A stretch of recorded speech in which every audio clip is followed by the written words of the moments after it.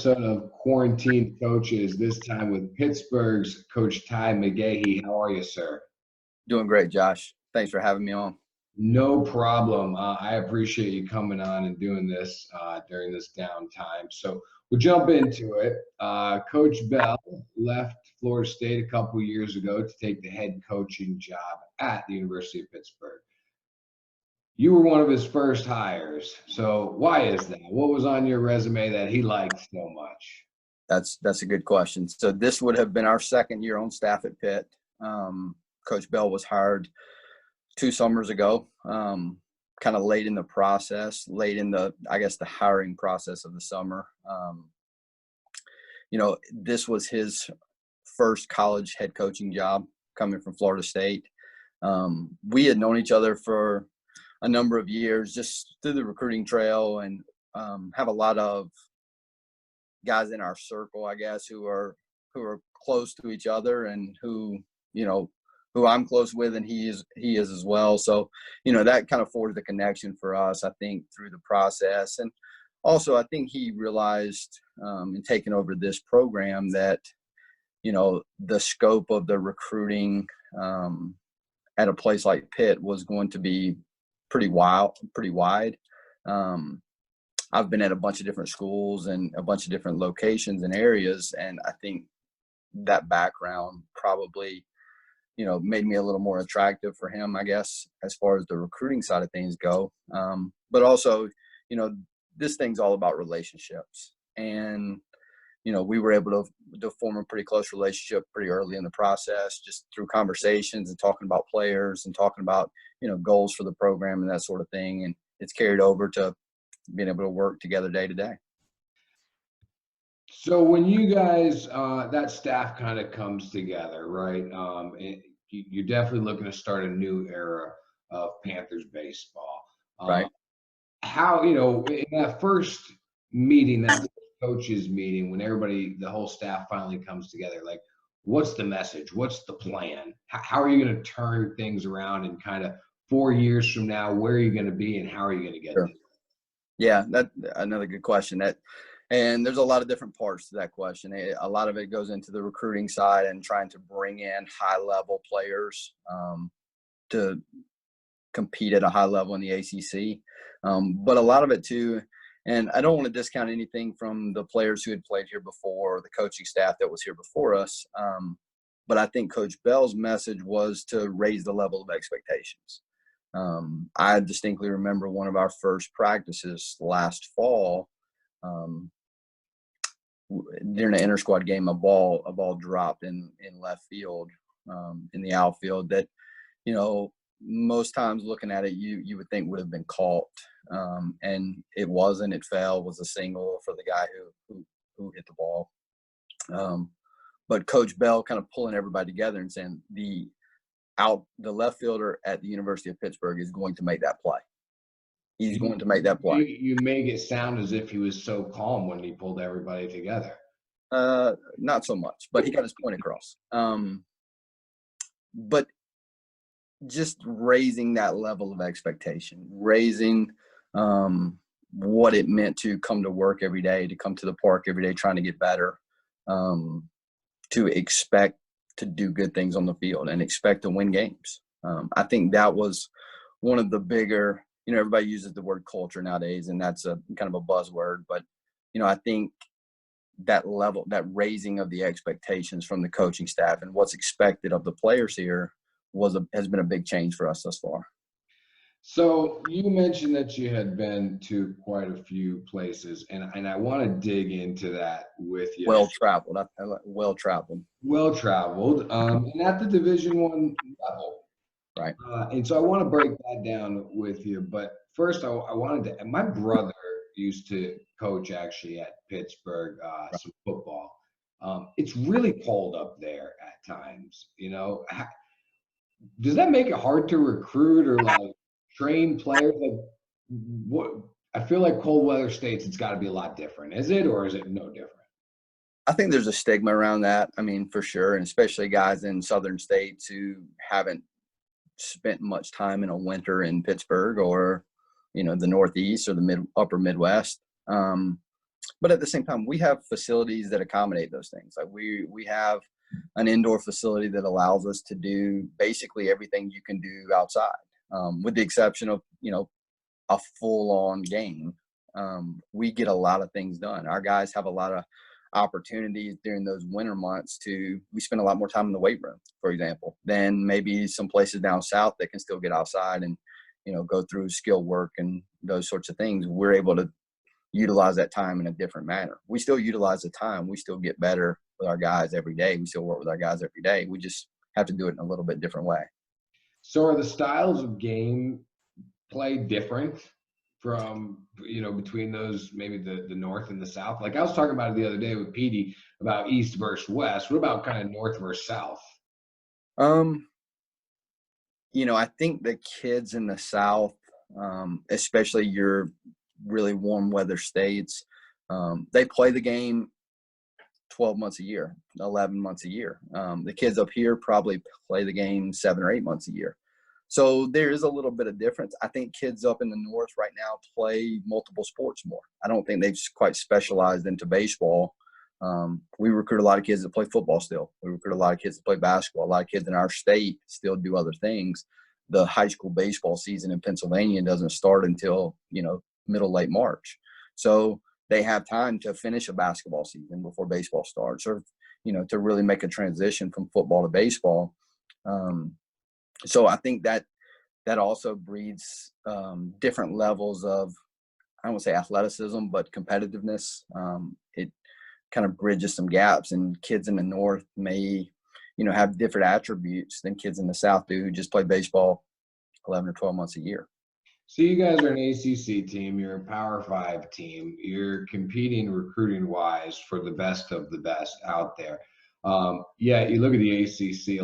Most of the ACC is south of you. The SEC is obviously south of you, and these are the kinds of teams that you're competing with for recruits. What kind of challenge does that present to you, and how do you kind of overcome some of that? Well, I think we have a lot to offer. And if you look at our roster, a lot of our rosters is from the north. So, with the ability to compete against, the Miamis and the Florida States and the Georgia Techs of our league, it certainly has challenges for being at Pitt. We certainly deal with challenges that other schools may not deal with, but I think we also have advantages that other schools don't have as well. For example, the city of Pittsburgh, number one, is a phenomenal place to live, a phenomenal place to go to school. Our campus is located in a city urban setting. So those kids get an experience that's completely different from, a place like I coached at Auburn. I'm a Florida State alum, and I definitely can, and I've spent time in Pittsburgh. It's definitely much different. I agree with you for sure. Pittsburgh, very I cool. think it's a very cool town, a very cool city. It's got some breathtaking backdrops, and there's always a lot of things going on in our city. It's not just revolved around Pitt, which helps also. Yeah, you got the Steelers, you got the Penguins, you got the Pirates, you got a lot of different entities that our kids get to enjoy that, kids at other places may not. I also think, as far as competing in our league, we've got to do a really good job of developing our players. I don't know that we're going to, recruit a team full of first-round draft picks. We're going to have to take that kid and make him better over the course of his 3 or 4 years here. And that's how we're going to sustain success at the higher level of our league. Are you going to have more success recruiting Power 5 talent from the high school route or from the junior college route? It's really a mix for us. I think we have the ability to do both. I don't think we will go specifically in one way or the other. If you look at our current roster, we have some junior college transfers. We brought in some junior college transfers last year, just in an attempt to upgrade the talent level on our roster quickly. And I think we did that. I think, when you look at the start we were off to this year, I think we were got off to a 10-5 start or something like that through the first 15 games. and we were playing 4 or 5 junior college players with a couple of junior college pitchers mixed in as well. That really helped us, kind of injected a shot of talent into our roster and our starting 9. So they're a big piece of what we're going to do. But at the same time, we're going to recruit the state of Pennsylvania hard. We're going to recruit the Northeast hard and the areas surrounding Pennsylvania and Pittsburgh that we can draw high-end talent from on the high school level. I mean, this is probably an absolutely horrible analogy, but it's almost like recruiting the JUCO route, if you go heavy on it, isn't it kind of like a drug? Like you need to keep doing it to stay competitive. Like you have to find the balance. It's like it's a short-term fix, like you said, an injection, right? It's not a culture builder. Sure. How do you balance those two? We talk about that all the time. It's a cycle, and you got to kind of be able to break that cycle over the next year to 2 years of, not being so caught up and having, 7 or 8 junior college guys that all cycle out at the same time, and then you have to replace them with junior college guys, and you never can break that train. But I was a JUCO guy. I played junior college baseball. There's some intangibles that those guys bring that high school kids don't have, and for a lot of teams, including ours, that was a good thing. We needed a little bit of that toughness and a little bit of that, that blue collar mentality. I always go back to the junior college guys, man, they had to earn it. Like they didn't have a lot given to them. It's not a glamorous life. It's not easy. They've been through some things. And if you look at teams, I think that have, 3 or 4, 5 or 6, or however many junior college guys on their roster, those kids tend to band together a little bit because they've all been through that life. And that 18-year-old kid who's walking into, the University of Pittsburgh for the first time as a freshman, he hasn't gone through the things that those kids have gone through, riding buses for 12 hours and eating peanut butter and jelly sandwiches and, having to fix the field every day. And, the life that those guys have led, it certainly brings some intangibles to your team, to your club. Kind of like the minor leaguer who's grinding. A little bit. Yeah, absolutely. Yeah, you get that first rounder that kind of real appreciation for being there. You get that first rounder that kind of zoomed through the minor league system and never really had to work for it, and all of a sudden in the big leagues 2 or 3 years later, and then you get that 10-year minor league vet who you just had to live a tough life and has fought for everything he's gotten, and there's some similarities there, absolutely. So you're coaching now at the highest level, being in the ACC. You have, I believe, and correct me if I'm wrong, I think you had 5 different Division I coaching stops so far. I think it is number 5. Yeah, you're right. So, so on the surface, we see college sports broken down into D1, D2, D3, the NCAA, right? But there's more of a divide than just that. Like within Division I, you can almost break it down as well, right? Like there's a divide within the divide. Like how would you break down Division I from a competitive standpoint? Because it's obvious that it's not every team enters the year with a fair chance to win the College World Series. Yeah, that's fair. I do think teams enter the year with a chance to make the NCAA tournament.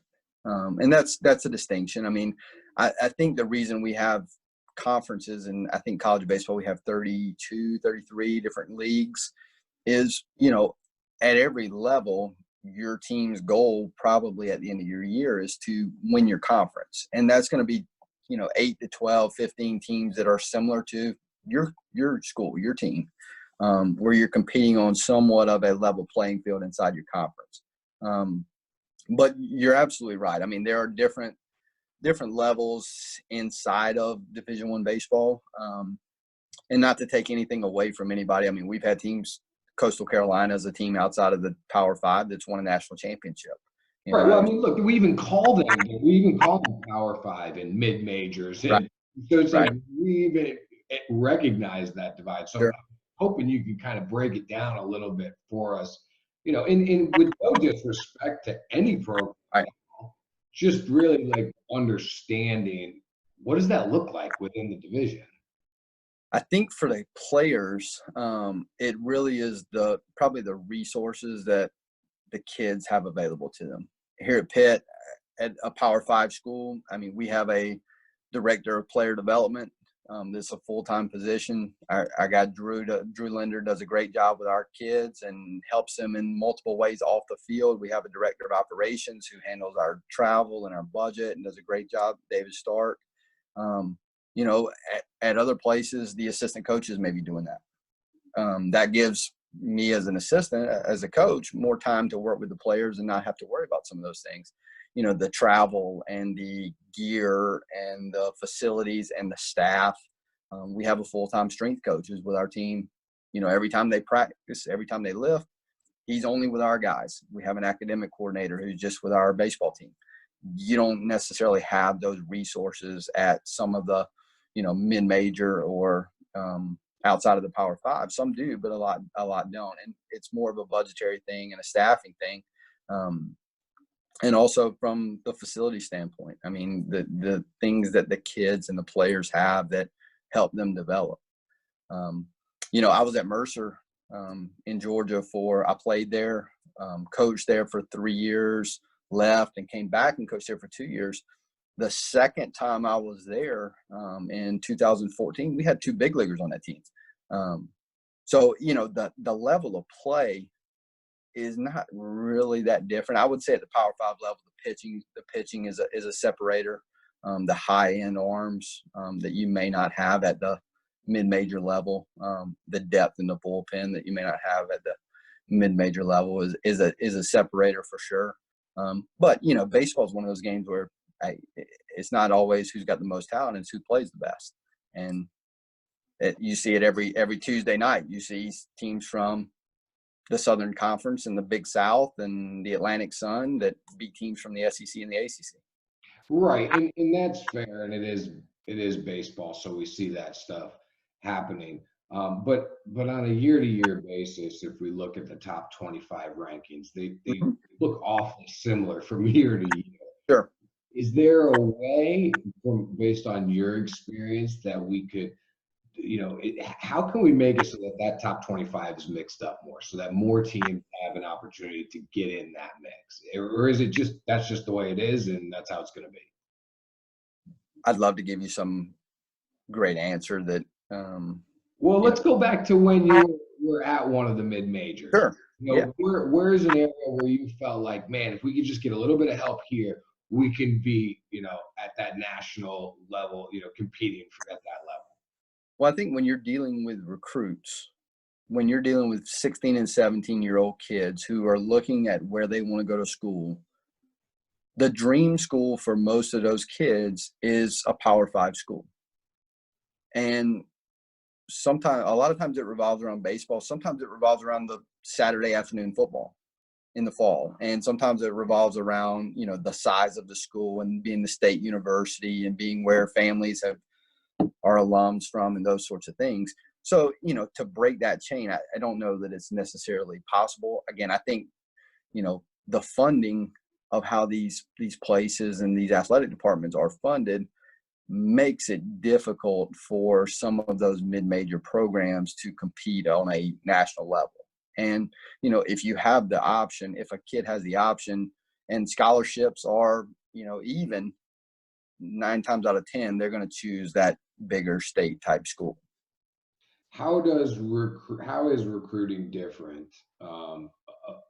Division One, not Division One to Division Two, right? Division One recruiting from, you know, the top 25 teams to the teams that are maybe somewhere in the 150 to 200 range. Sure, it's very different, and I think you asked earlier about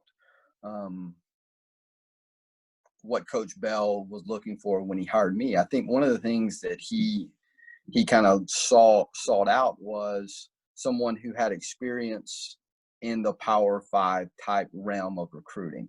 I'd been at Auburn before coming to Pittsburgh, so I'd been around that a little bit, and the recruiting is completely different. I like to think of it as roster management almost. Like you're dealing with the draft of your junior players, you're dealing with whether or not seniors are coming back, you're dealing with draft of your incoming guys, whether they be junior college or high school players, and that there are a lot of moving pieces that go into that. At most mid-major programs, you're not really dealing too much with a draft of your incoming guys. You may lose your best junior or your best two juniors, but you kind of know that, so you can plan for it. I can remember at Auburn in 2010, I believe, we had 11 players drafted and 6 signees drafted. And going through that summer of how we were going to build the roster for the next year's team and managing and juggling those numbers and who was coming in and who was going to stay and who was going to leave and those things. I mean, it's overwhelming at times to try to put that together. So, to be able to sit down and map out how to build a team and build a program is something that's completely different at the two levels. Isn't it tough? Like as a coach and as a player, the goal is to win the ultimate championship of our sport. Sure. Isn't that how, as a coach, do you motivate guys when you are at one of those teams that can fall in? I mean, there's 300, almost, I think, 299 Right. Division I baseball teams. Right. I mean, the ultimate goal of the sport is to win the biggest title possible. Right. Like, how do you motivate your guys when you are ranked in the bottom half of that 300? Well, I think, like, what becomes the goal? Yeah, it's a good question. I think you got to take baby steps. I mean, you're not going to do it overnight. Again, I think inside of your conference allows you to have goals that, whether it's to make a conference tournament, that may be your first step, and your next step is compete in the top, third of your conference, win your conference, be in position to win your tournament, advance to a regional, and programs are built that way on kind of those stepping stones. But you're absolutely right. I mean, with 300 teams, the goal of winning a national championship is something that is kind of tough to wrap your mind around. Everybody kind of dreams of Omaha and getting to that final 8, but that's a really tough thing to do when you break it down and you think, okay, the top 8 out of 300 are going to be playing those last 2 weeks.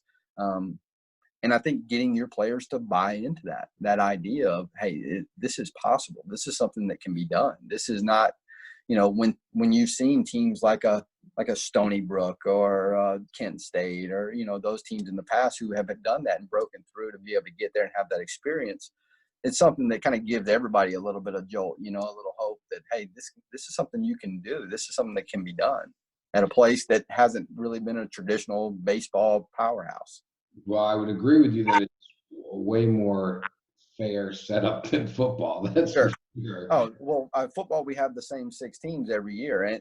But again, it goes back to recruiting. It goes back to the funding of those programs. And, they're set up to win at a high level. And they got great coaches who do, and great players. So they're doing something right. But so the reality in the college baseball game is not always this program has a chance to win a national championship. So, taking winning out of the equation, what should be the top 3 priorities of a college baseball program? Taking winning out, I think those priorities are probably the same across the board, regardless Division I, Power 5, D2, JUCO. I think the experience of the kids is a big deal. Do your kids appreciate and, really enjoy the time they have on your campus? And when they leave, do they come back? That's a big thing. Getting that degree for a kid is a big thing. You're setting them up for life. And for the next, 4 years, for the next 40 years or whatever, however you want to break it down there, you're giving that young man a chance to be successful for the rest of his life, regardless of baseball. So I think those are 2 really big things that, throw baseball out the window that we have a chance to do. And I think the things we are able to mold and mentor and help kids, baseball is one of those sports where I think in the last few years has kind of come on to, we can get some kids into this process that haven't been here before. You're starting to see some inner city kids show up on campus, some kids that haven't had this opportunity in the past that are coming in and having a chance to play at a high level and see some, some unique things that they might not have seen in the past. We'll always be limited by the scholarship limitations of what we can do for that. But I think it's changed a lot in the last 3 to 4 years of, the type of kids that are getting these opportunities. Coach Megahee, a really interesting conversation. I commend you for not backing down from just talking about some of the things that are just truthful about the game, and it's really enlightening. And I just want people to learn more and more Sure. about the game. And so I appreciate you coming out here and having that discussion with me today, man.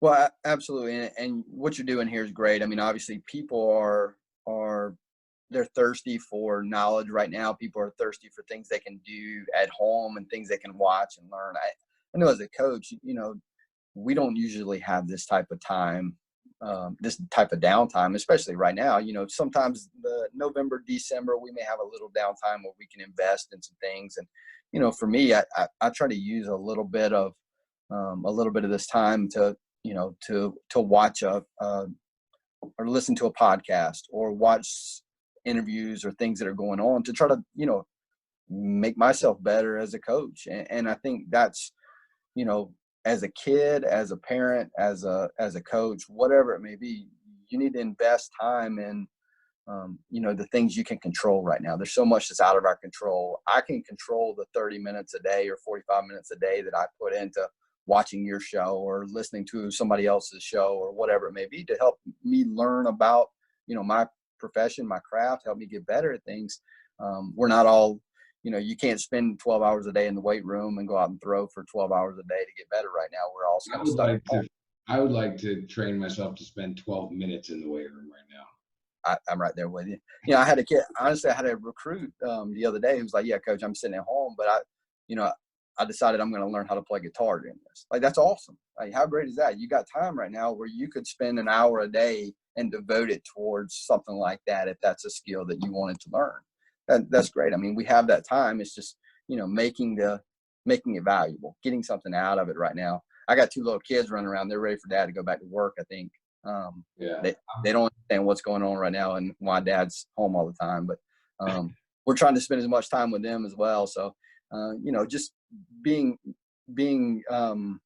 invested in the time that you have and really trying to use that time to get better and, make it productive.